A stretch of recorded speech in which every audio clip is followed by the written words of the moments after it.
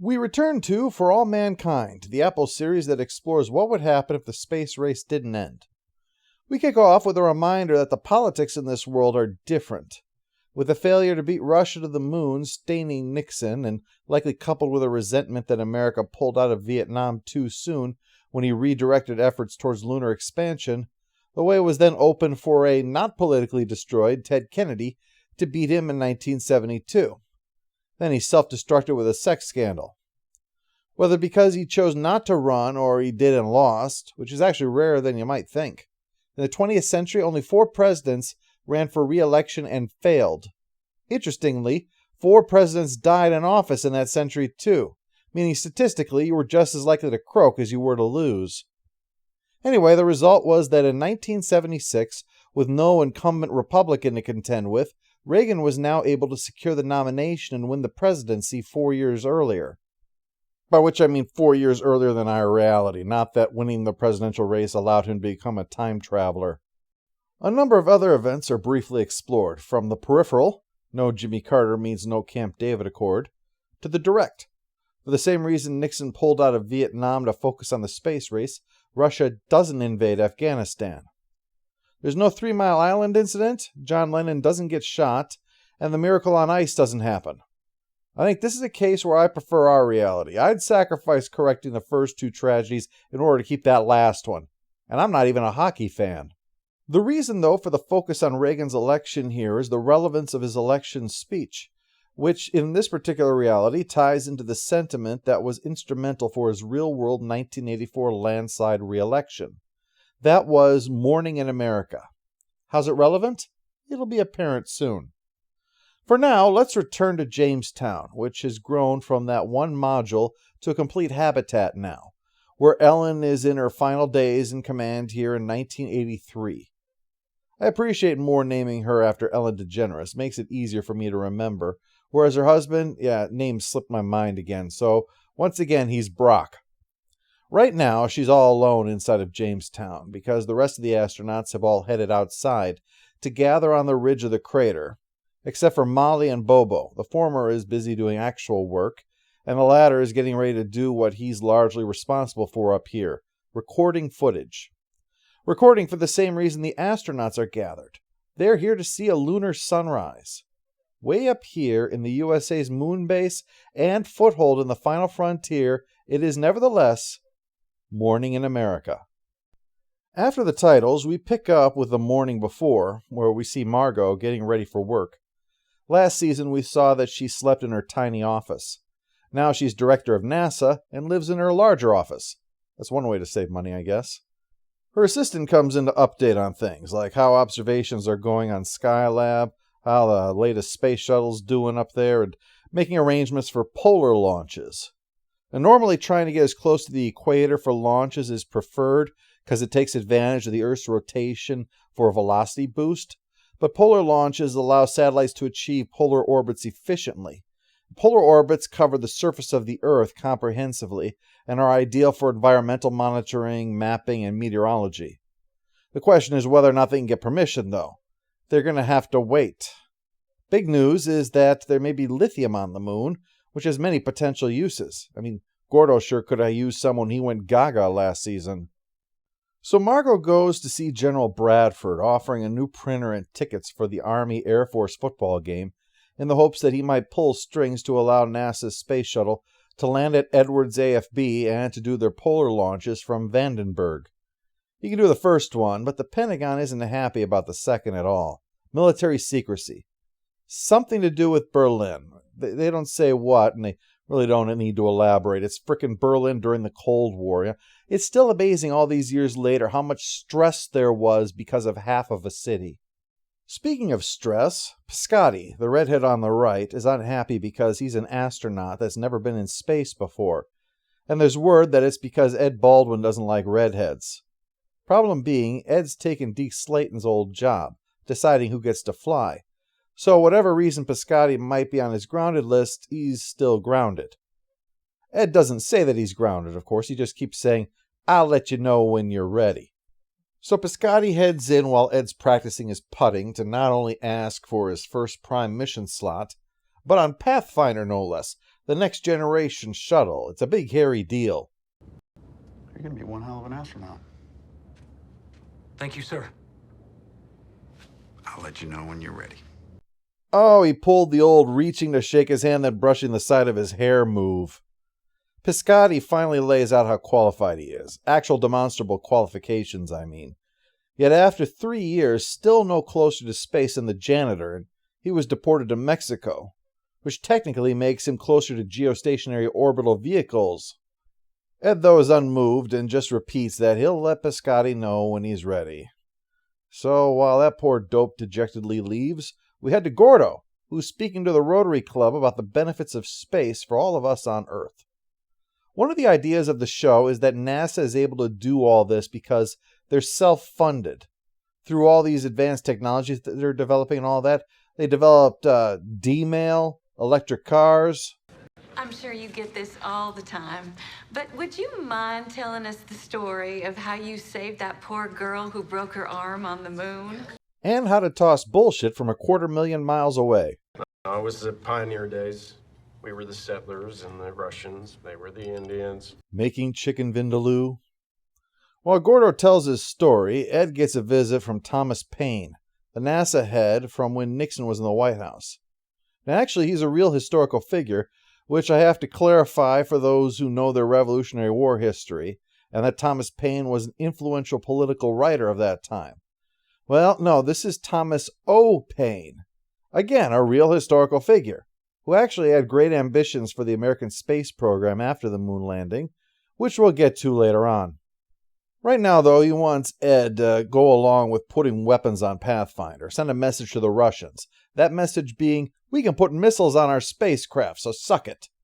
Ed says he'll back it if Margot will. Right now, he's getting to the family, which is the outpost. No longer a dive bar, the place belongs to Karen, who spruced things up and turned it into a bar and restaurant. Also there, apparently, Shane has undergone a Time Lord regeneration and become a Vietnamese girl. Good for her. It's spaghetti night, a chance to discuss where Kelly might go for college.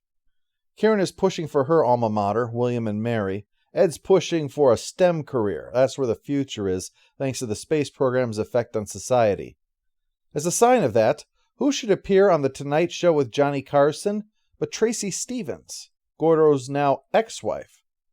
Oh, by the way, know who was a guest host for The Tonight Show during Johnny's tenure a whopping 87 times? Bob Newhart. All things come back to Bob. Well, Tracy announces that she and her new man, Sam Cleveland, got married in Vegas. Gordo is blown over that she didn't even bother telling him first.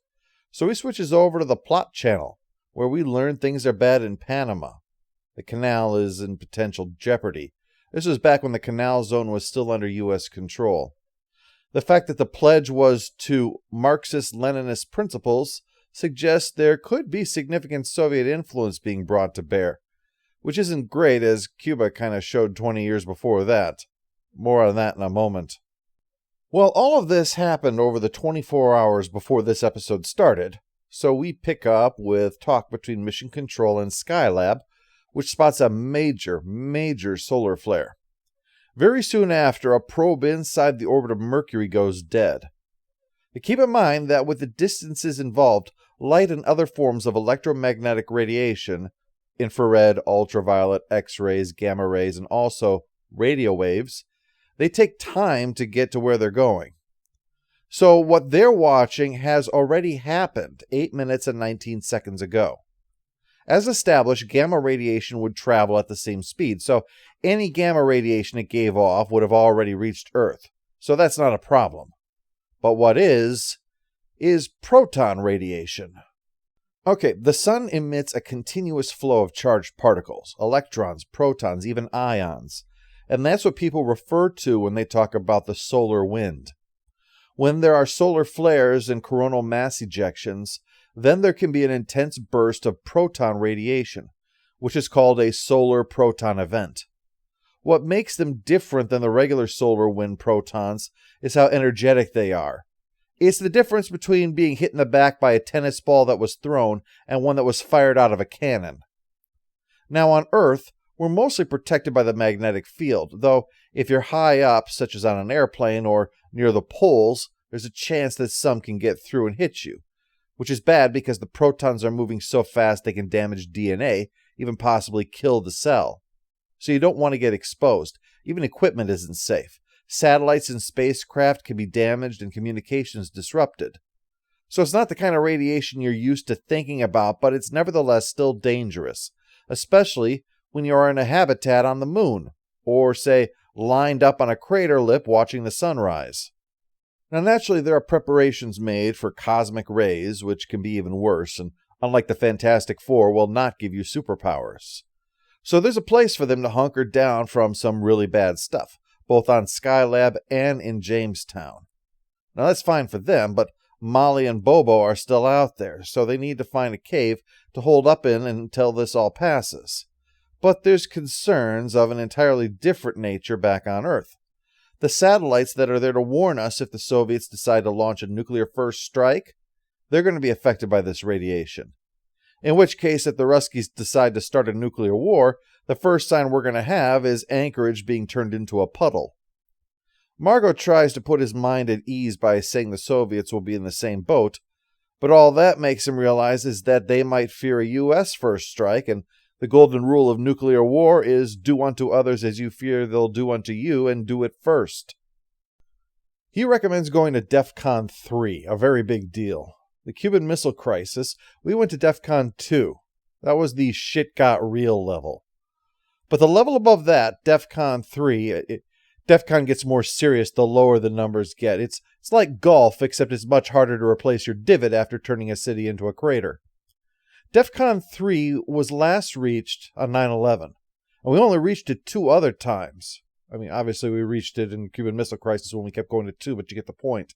1973 during the Yom Kippur War, and 1976 when North Korea, to demonstrate their usual restraint, murdered U.S. and South Korean forces for trying to trim some tree branches that were blocking their view. 2 actually used the axes that were brought to do the job. The U.S. went to DEFCON 3 and began Operation Paul Bunyan, yes, really, and just cut the fucker down to show axe murdering our troops was not acceptable.